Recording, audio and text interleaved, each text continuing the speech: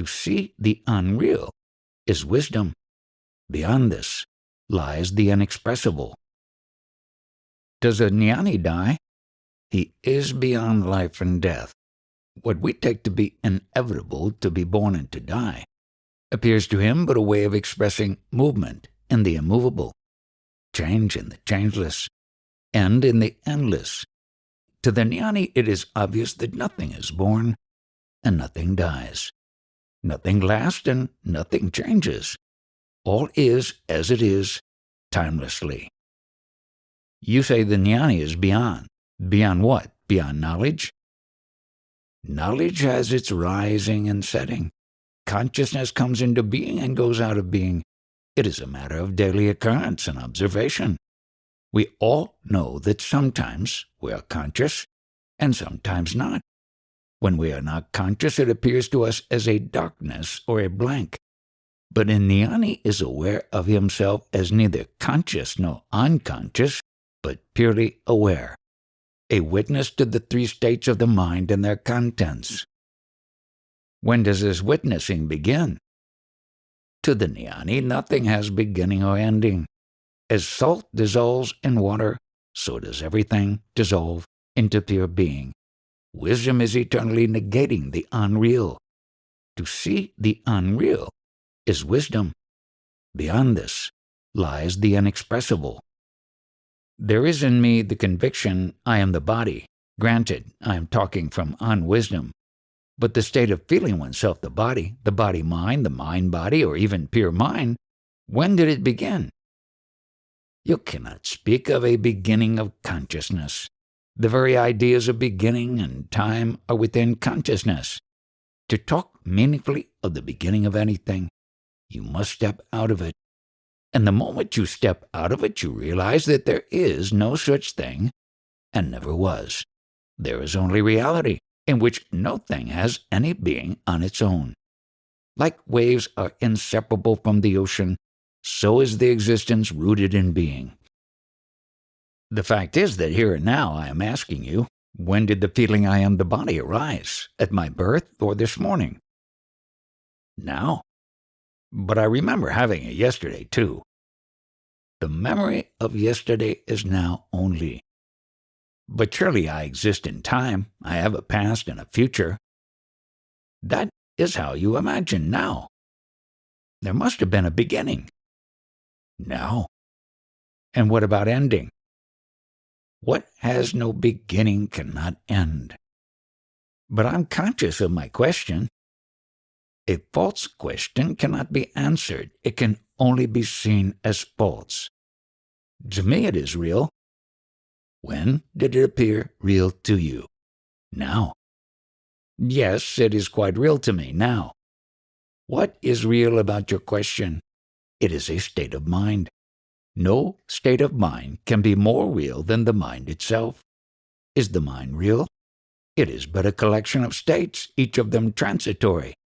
How can a succession of transitory states be considered real? Like beads on a string, events follow events forever. They are all strung on the basic idea, I am the body. But even this is a mental state and does not last. It comes and goes like all other states.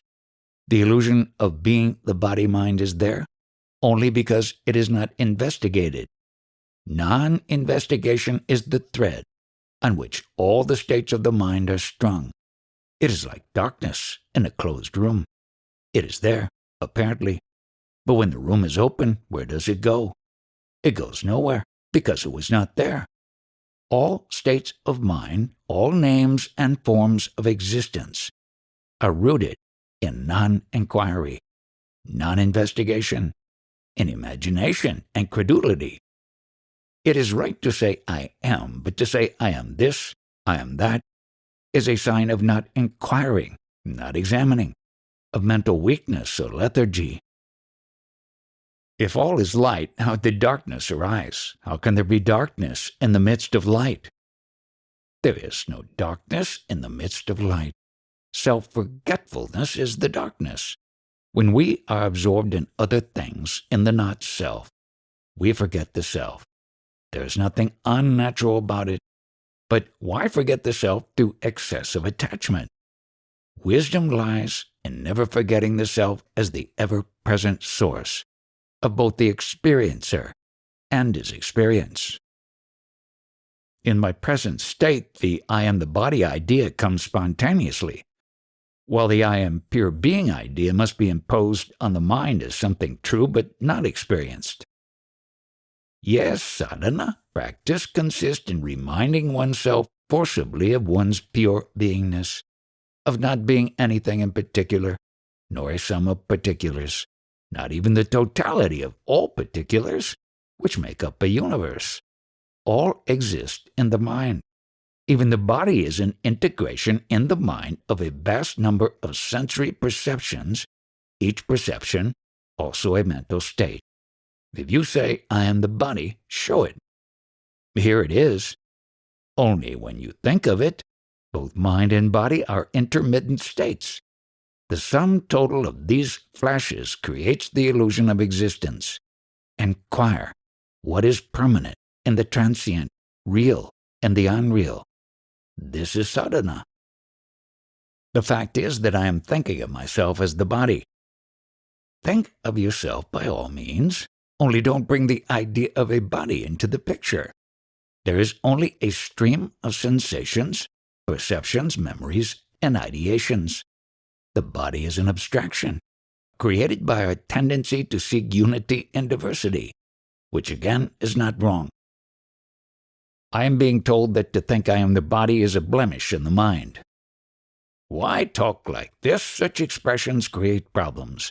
The self is the source of all, end of all, the final destination. Nothing is external. When the body idea becomes obsessive, is it not altogether wrong? There is nothing wrong in the idea of a body, not even in the idea I am the body, but limiting oneself to one body only is a mistake. In reality, all existence, every form, is my own, within my consciousness. I cannot tell what I am because words can describe only what I am not. I am, and because I am, all is. But I am beyond consciousness, and therefore in consciousness I cannot say what I am. Yet I am. The question, who am I, has no answer. No experience can answer it, for the self is beyond experience. Still, the question, who am I, must be of some use. It has no answer in consciousness and therefore helps to go beyond consciousness. Here I am, in the present moment.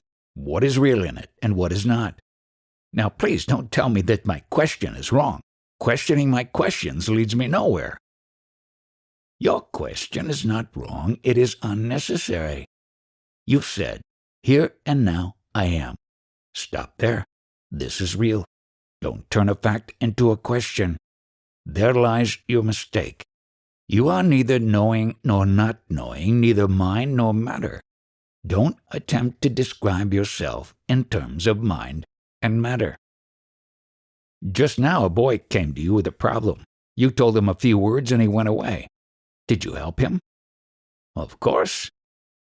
Wow, how can you be so sure? To help is my nature. How did you come to know it? No need to know. It operates by itself. Still, you have made a statement. On what is it based? On what people tell me, but it is you who ask for proofs. I do not need them. Setting things right lies in my very nature, which is Satyam, Shivam, Sundaram, the true, the good, the beautiful. When a man comes to you for advice and you give him advice, wherefrom does it come and by what power does it help? His own being affects his mind and induces a response. And what is your role? In me, the man and his self come together. Why does not the self help the man without you? But I am the self. You imagine me as separate, hence your question. There is no myself and his self. There is the self, the only self of all. Misled by the diversity of names and shapes, minds and bodies, you imagine multiple selves. We both are the self. but you seem to be unconvinced. This talk of personal self and universal self is the learner's stage. Go beyond. Don't be stuck in duality. Let us come back to the man in need of help. He comes to you. If he comes, he is sure to get help. Because he was destined to get help, he came. There is nothing fanciful about it. I cannot help some and refuse others. All who come are helped, for such is the law. Only the shape help takes varies according to the need. Why must he come here to get advice? Can he get it from within? He will not listen. His mind is turned outward. But in fact, all experience is in the mind, and even his coming to me and getting help is all within himself. Instead of finding an answer within himself, he imagines an answer from without. To me there is no me, no man, and no giving. All this is merely a flicker in the mind. I am infinite peace and silence in which nothing appears, for all that appears disappears. Nobody comes for help, nobody offers help, nobody gets help. It is all but a display in consciousness. Yet the power to help is there, and there is somebody or something that displays that power, call it God or self, or the universal mind. The name does not matter, but the fact does. This is the stand the body-mind takes. The pure mind sees things as they are, bubbles in consciousness. These bubbles are appearing, disappearing, and reappearing without having real being. No particular cause can be ascribed to them, for each is caused by all and affects all. Each bubble is a body, and all these bodies are mine. Do you mean to say that you have the power to do everything rightly? There is no power as separate from me. It is inherent in my very nature. Call it creativity.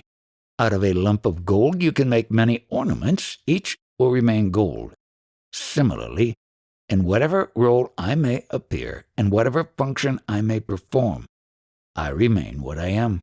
The I am immovable, unshakable, independent. What you call the universe, nature, is my spontaneous creativity. Whatever happens, happens, but such is my nature that all ends in joy. I have a case of a boy gone blind because his stupid mother fed him methyl alcohol. I am requesting you to help him. You are full of compassion and obviously eager to help. By what power can you help him? His case is registered in consciousness. It is there, indelibly. Consciousness will operate. Does it make any difference that I ask you to help? Your asking is a part of the boy's blindness. Because he is blind, you ask. You have added nothing. But your help will be a new factor. No, all is contained in the boy's blindness. All is in it, the mother, the boy, you and me, and all else. It is one event. You mean to say that even our discussing the boy's case was predestined? How else? All things contain their future. The boy appears in consciousness. I am beyond. I do not issue orders to consciousness. I know that it is in the nature of awareness to set things right. Let consciousness look after its creations. The boy's sorrow, your pity, my listening, and consciousness acting, all this is one single fact. Don't split it into components and then ask questions. How strangely does your mind work? You are strange, not me. I am normal. I am sane. I see things as they are, and therefore I am not afraid of them. But you are afraid of reality. Why should I? It is ignorance of yourself that makes you afraid and also unaware that you are afraid. Don't try to not be afraid. Break down the wall of ignorance first. People are afraid to die because they do not know what is death. The jnani has died before his death. He saw that there was nothing to be afraid of. The moment you know your real being, you are afraid of nothing. Death gives freedom and power. To be free in the world, you must die to the world. Then the universe is your own. It becomes your body, an expression, and a tool. The happiness of being absolutely free is beyond description. On the other hand, he who is afraid of freedom cannot die. You mean that one who cannot die cannot live? Put it as you like, attachment is bondage, detachment is freedom. To crave is to slave. Does it follow that if you are saved, the world is saved? As a whole, the world does not need saving. Man makes mistakes and creates sorrow. When it enters the field of awareness, the consciousness of a jnani, it is set right. Such is his nature. We can observe what may be called spiritual progress. A selfish man turns religious, controls himself, refines his thoughts and feelings, takes to spiritual practice, realizes his true being. Is such progress ruled by causality, or is it accidental? From my point of view, everything happens by itself, quite spontaneously. But man imagines that he works for an incentive, towards a goal. He has always a reward in mind and strives for it. A crude, unevolved man will not work without a reward. Is it not right to offer him incentives? He will create for himself incentives anyhow. He does not know that to grow is in the nature of consciousness. He will progress from motive to motive and will chase gurus for the fulfillment of his desires. When by the laws of his being he finds the way of return, nivritti, he abandons all motives, for his interest in the world is over. He wants nothing, neither from others nor from himself. He dies to all and becomes the all. To want nothing and do nothing, that is true creation. To watch the universe emerging and subsiding in one's heart is a wonder. The great obstacle to inner effort is boredom. The disciple gets bored. Inertia and restlessness, tamas and rajas work together and keep clarity and harmony, sattva, down. Tamas and rajas must be conquered before sattva can appear. It will all come in due course, quite spontaneously. Is there no need of effort then? When effort is needed, effort will appear. When effortlessness becomes essential, it will assert itself. You need not push life about. Just flow with it and give yourself completely to the task of the present moment, which is the dying now to the now. For living is dying. Without death, life cannot be. Get hold of the main thing, that the world and the self are one and perfect. Only your attitude is faulty and needs readjustment. This process or readjustment is what you call sadhana. You come to it by putting an end to indolence and using all your energy to clear the way for clarity and charity. But in reality, these are signs of inevitable growth. Don't be afraid. Don't resist. Don't delay. Be what you are. There is nothing to be afraid of. Trust and try. Experiment honestly. Give your real being a chance to shape your life. You will not regret.